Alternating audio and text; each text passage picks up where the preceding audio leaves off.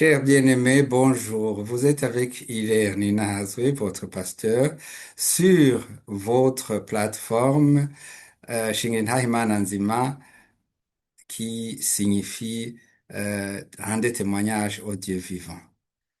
Nous nous retrouvons encore une fois pour parler de la parole de Dieu. Permettez-moi de prier avant de nous lancer sur ceci.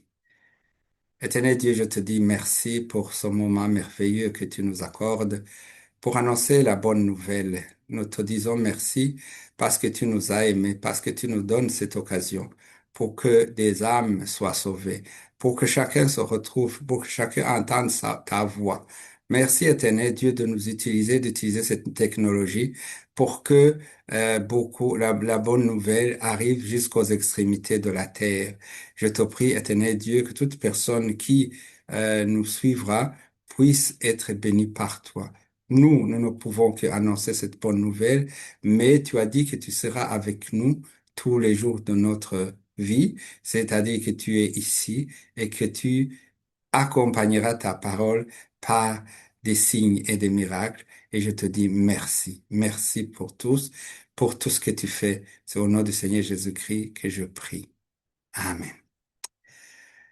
Chers bien-aimés, ça fait bientôt une semaine que nous avons célébré la journée de l'Ascension. C'est le jour qui rappelle euh, un événement important. Quand Jésus-Christ est retourné au ciel, il a d'abord réuni ses disciples pour leur dire qu'il allait vers son Père. Quand il les a réunis, ils ne comprenaient pas très bien, ils ne savaient pas ce qui allait se passer, mais lui, il leur a confié un devoir, il leur a parlé, et c'est ce que nous allons faire en lisant ici dans l'évangile de Luc au chapitre 24, verset 44, où il est dit ceci, Voici ce que je vous ai dit quand j'étais encore avec vous. Il faut que s'accomplisse tout ce qui est écrit de moi dans la loi de Moïse, dans les prophètes et dans les psaumes. Là-dessus, il leur ouvrit l'intelligence pour qu'ils comprennent les Écritures. Vous voyez, leur dit-il, les Écritures enseignent que le Messie doit souffrir, qu'il ressuscitera le troisième jour et qu'on annoncera de sa part à tous les peuples, en commençant par Jérusalem, qu'ils doivent changer pour obtenir le pardon des péchés. Vous êtes les témoins de ces événements. Quant à moi, j'enverrai bientôt sur vous ce que mon Père vous a promis. Vous donc, restez ici dans cette ville jusqu'à ce que vous soyez revêtus de la puissance d'en haut. Par la suite, il les amena hors de la ville jusqu'aux environs de Béthanie et là, élevant les mains, élevant ses mains, il les bénit. Pendant qu'il les bénissait, il les quitta et fut enlevé au ciel. Quant à eux, après l'avoir adoré, ils retournèrent à Jérusalem, le cœur rempli de joie. Là, ils se retrouvaient à toute heure dans la cour du temple pour louer Dieu. Oui, très intéressant. Je me demande bien comment euh, il a fait pour leur augmenter l'intelligence. Parce que après pareil événement, ce n'est pas évident qu'on puisse être rempli de joie. Mais c'est la joie que le Seigneur donne qui a fait cet effet. Jésus avait annoncé à ses disciples longtemps avant qu'il allait retourner chez son Père et qu'il allait leur préparer de la place, ou préparer de la place pour que ils reviennent les prendre et les amener chez son Père. Donc c'est ce qu'il venait de faire le jour de l'Ascension. Mais au moment où il le disait, les disciples ont eu quand même des difficultés de le comprendre. Il y a un qui lui a demandé, mais nous, on ne sait pas où tu vas, euh, et on ne sait pas et qui est ton père. Il leur dit, mais euh, depuis que je suis avec vous, vous ne m'avez pas vu. Je suis dans le Père et le Père est en moi. Euh, Tout ça semblait flou pour certains, ou peut-être pour tous.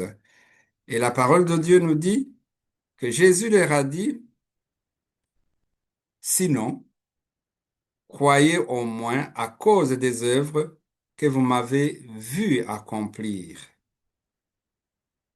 Ici, c'est l'occasion de nous rappeler que les Écritures disent ce que les Écritures disent de la motivation de la venue de Christ sur terre. Il est venu dans le monde pour que le monde soit sauvé par lui. La parole de Dieu compare, on peut comparer la situation actuelle à celle de l'époque de Moïse, lorsque les populations israélites étaient mordues par le serpent et, et qu'ils mouraient. Ces populations mouraient. Et il n'y avait pas de solution. Et Dieu a donné une solution en disant, voyez, va faire un serpent dans un métal et puis tu vas le suspendre. Celui qui le regardera sera sauvé. Et c'est ce qui s'est passé. Jésus-Christ en a fait une illustration véritable et vivante, puisque ayant été élevé sur la croix, il a rendu possible que tous ceux qui vont le regarder, tous ceux qui vont se confier en lui seront sauvés. Et il dit d'ailleurs à ses disciples, allez dire à toutes les nations que il faut qu'ils changent pour qu'ils soient sauvés. Oui, Jésus-Christ est venu pour que nous soyons sauvés. Et j'aime le dire, c'est que c'est comme si nous avions une grande dette que nous n'arrivons pas à rembourser, que nous n'arriverons jamais à rembourser.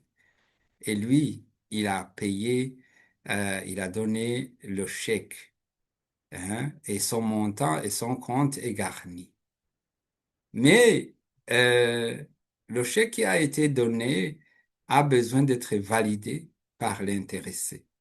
Il nous donne même la force de le faire, mais il nous faut une volonté pour effectivement bénéficier du salut qu'il nous a apporté.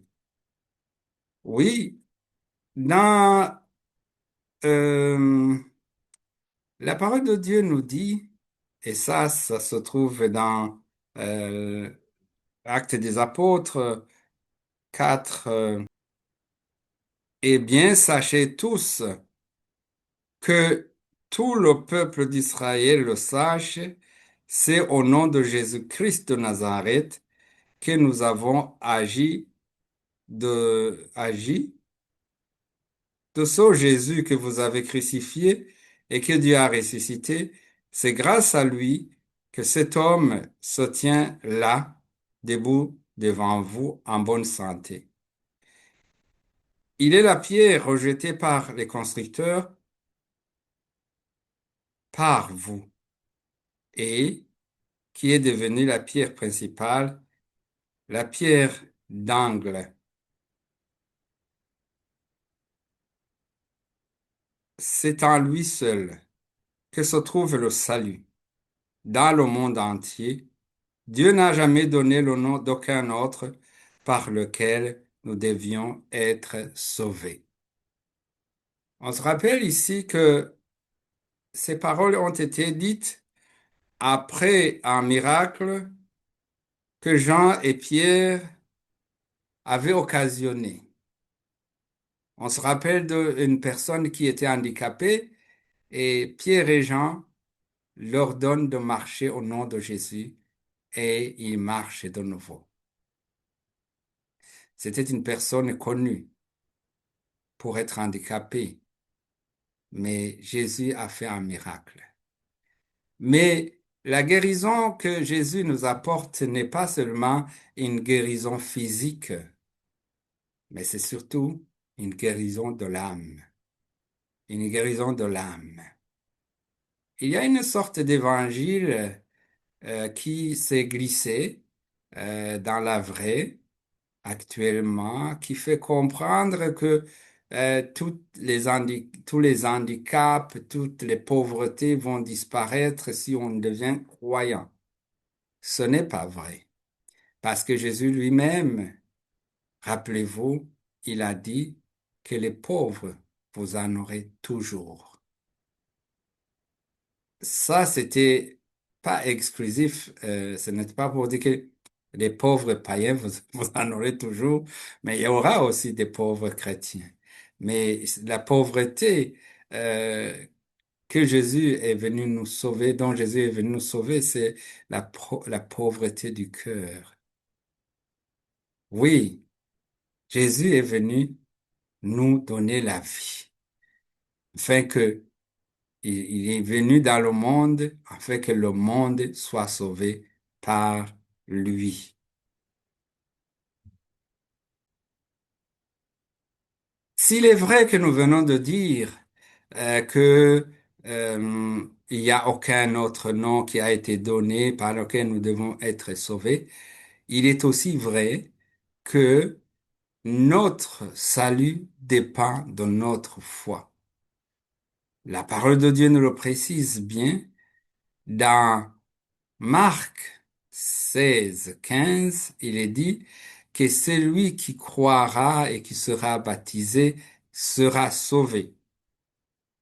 Dans Hébreux 38, il est dit, mon juste vivra par la foi. Et cette parole revient encore une fois dans Hébreux, rechercher la paix avec tous et la sanctification sans laquelle personne ne verra le Seigneur. Pour nous résumer, nous retenons les passages suivants. Marc 16, 15, qui nous dit que celui qui croira et sera baptisé sera sauvé. Et dans Jean, qui nous dit que celui qui croira, Dieu a envoyé, euh, Dieu a tant aimé le monde, Dieu a tant aimé le monde qu'il a envoyé son unique, enfant unique, Jésus-Christ, dans le monde, afin que quiconque croit en lui et ne périsse point, mais qu'il ait la vie éternelle. Croyez, retenez bien le verbe croire. Dans Hébreux 8, 10, 38, mon juste vivra par la foi. Hébreu vient de nous dire que il faut la sanctification sans laquelle personne ne verra le Seigneur. En clair, ça veut dire que oui, il faut croire et abandonner le péché. C'est-à-dire, il faut se repentir de son péché et l'abandonner. Dieu est suffisamment, c'est pour ça qu'il nous a dit qu'il nous donnera le Saint-Esprit. Le Saint-Esprit nous permettra de détecter ce péché et nous donnera la force de nous débarrasser de ce péché et de nous confier entièrement au Seigneur Jésus-Christ. Donc, Jésus est parti chez son Père pour nous préparer de la place. Nous attendons son retour qui revient bientôt. On ne sait pas quel jour ou quel mois ou quelle date, mais son retour est en préparation. Nous savons qu'il y a plein de signes de son retour actuellement, les guerres et les tremblements de terre, euh, les, les abominations, les péchés, le mensonge, l'intelligence et beaucoup de choses nous montrent que il ne sera tardé. Préparez-vous au retour du Christ pour que lorsqu'il viendra, il vous trouve prêt à, à le recevoir. C'était un plaisir d'être avec vous. Je vous souhaite une bonne journée ou une bonne soirée. Que le Seigneur Jésus-Christ vous bénisse. Au revoir et à la prochaine.